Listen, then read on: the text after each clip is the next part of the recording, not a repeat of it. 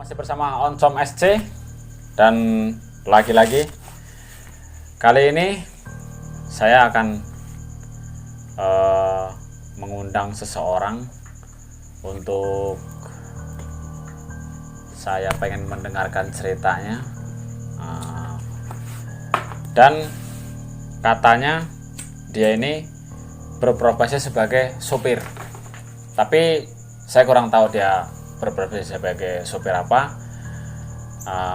Kebetulan di sini sudah ada orangnya dan langsung kita tanyakan langsung sama orangnya biar jelas, biar kita juga sama-sama mendengarkan apa pengalaman dia selama nyupir itu. Dan katanya dia pernah punya pengalaman yang ya horor lah kalau katanya. Oke, dengan Mas siapa nih? Oke, salaman dulu Mas. Mas Alek. Mas Alek. Keren namanya Mas Alek ini. Mas Alek ini dari mana ini Mas Alek? Aslinya kampungnya mana ini Mas Alek?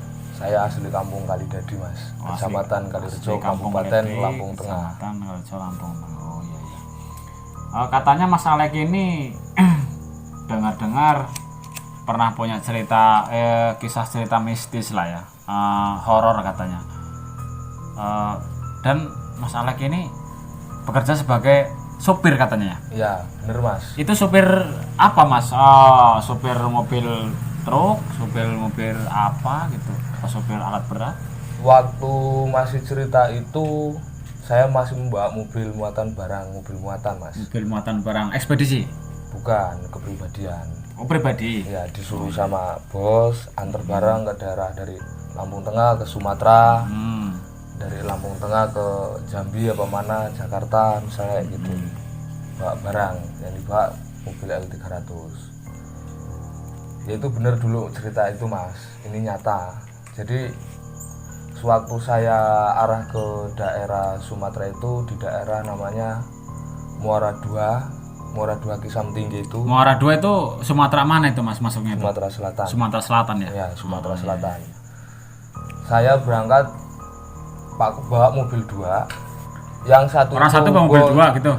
Enggak, kita bawa mobil dua, yang satu bosnya yang punya barang, yang satu aku sama rekan kerja saya yang bawa barangnya. Yang dibawa barangnya itu kaca, dibawa ke Muara II Kisam Tinggi. Cuman kita berpisah karena dia pakai mobil pribadi, kita bawa mobil barang kan kita pelan-pelan bawanya, takut. Tapi tetap masih satu, maksudnya iring-iringan gitu kan? Enggak, kita udah ditinggal karena dia lebih cepat gitu kan. Gitu. Oh, karena situ bawa kaca itulah ya, harus hati-hati gitulah ya.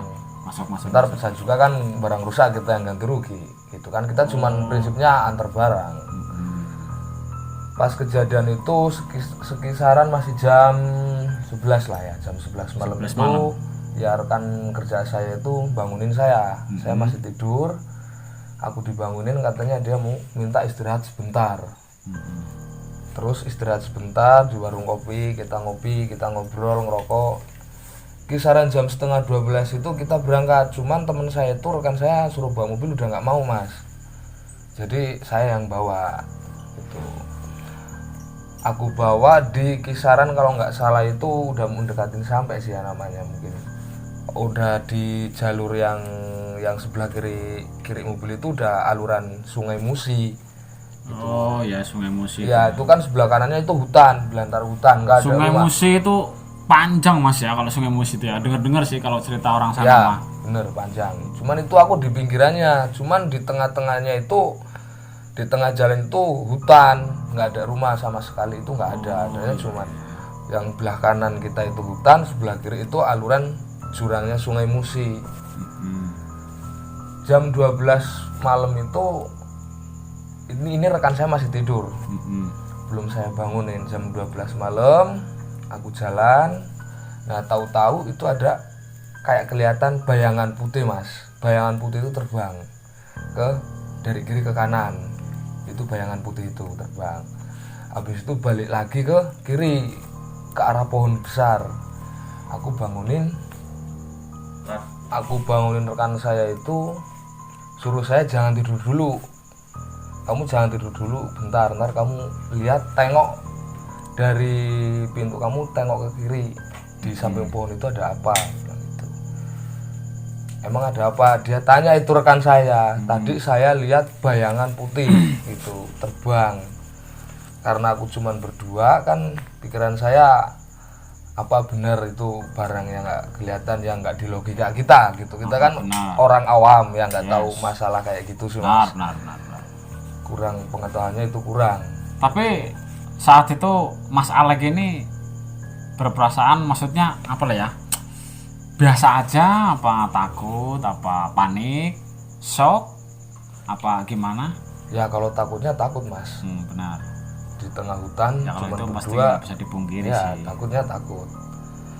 Nah habis itu kan dia tak bangunin, dia suruh lihat, tapi dia nggak lihat. Padahal itu bayangan itu ada di samping pohon, cuman dia terbang lagi ke arah kanan. Oh, Masuk berarti hutan. Mas Alek aja ini yang ngeliat ini. Iya, saya aja yang lihat. Padahal dia juga waktu itu belum tidur gitu, suruh ngeliatin tapi nggak bisa ngeliat ya. ngeliat. Saya ngomong kan, karena saya masih penasaran, saya mau berhenti.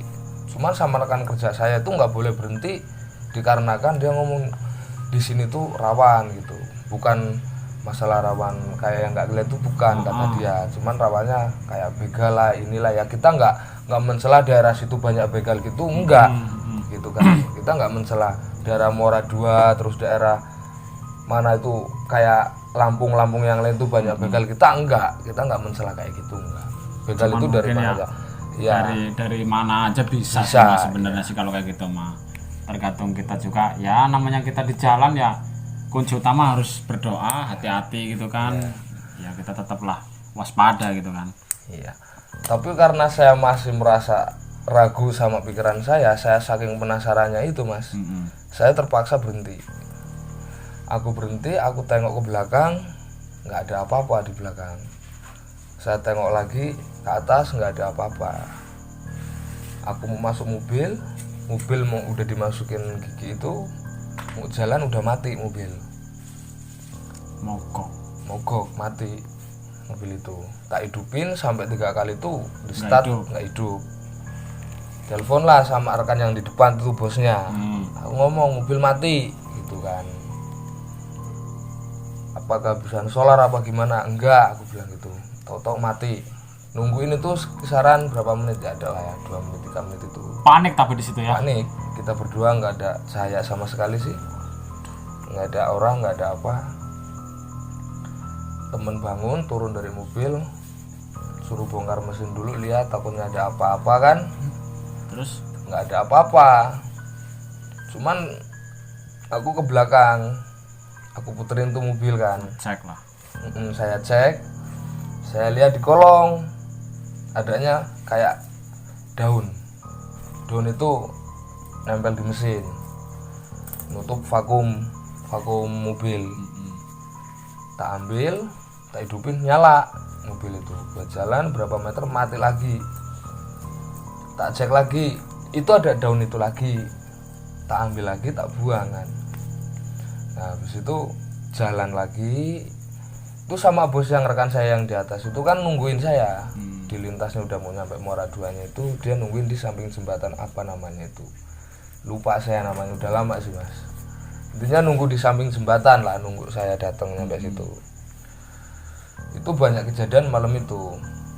Itu kalau mau nyampe jembatan itu kan kayak ada turunan, sebelah kiri itu tebing jurang, sebelah kanan itu tebing tinggi. Masuk tikungan kedua, tebing yang tinggi itu kayak apa ya namanya ya, kayak pegunungan lah. Itu sebelah kiri.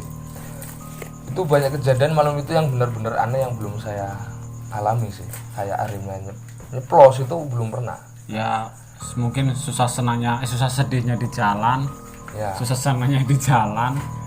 Ya mungkin ada sih mas. Ya tinggal kita cara ngaturnya gimana sih mungkin sih. Ya. Tapi mungkin ya kalau menurut saya sih pengalamannya Mas Alek ini menurut saya ya bisa dikatakan ngeri sih. Ya gimana nggak ngeri mas, di mungkin posisi kata Mas Alek tadi di tengah hutan, nggak ada rumah, nggak ada apa gitu kan. Posisi di tengah jalan, nggak ada orang, mungkin katanya tadi nggak ada cahaya, mobil mati, terus masnya ketemu, ya barang-barang yang tidak diinginkan gitu kan. Menurut saya yang ngeri lah mas lah, ya mungkin lebih hati-hati lain kali mas. Ya siap. Dan saya juga mau pesan buat para supir, Oh ya, masuk mantap. terutama para supir-supir, ya entah supir muatan, entah supir kayak travel yang saya jalanin saat ini itu kan profesi saya supir travel. Oh sekarang udah ganti supir travel ini? Udah mas, Oh. karena saking nggak kuatnya di mobil muatan jadi pindah jadi supir travel. Ya pesan saya kalau khusus mobil muatan yang jelas hati-hati, lihat kapasitas barang juga yang dibawa berat apa enggaknya, apalagi lagi perjalanan jauh ke daerah Sumatera itu kan yang jelas beda sama ke daerah kota itu beda. Pesan-pesan saya jangan lupa berdoa, ikhtiar, ikhlas dijalaninya, dan paling penting buat pesan-pesan buat khusus mobil pribadi juga harus bisa saling ngertiin yang namanya mobil muatan. Itu kan kadang-kadang mobil pribadi itu nggak sabaran. Ya, aku pernah merasakan jadi supir muatan, rasanya itu sakit hati iya, marah iya, kita udah capek, kita bawa barang orang suruh cepet, tapi mobil pribadi itu cari masalah terus. Tolong khusus supir-supir pribadi, iya saya pun supir pribadi yang bawa mobil pribadi di jalan, tolong ngertiin para supir khususnya muatan. Itu pesan-pesan Karena saya. itu amanah lah ya. Ya.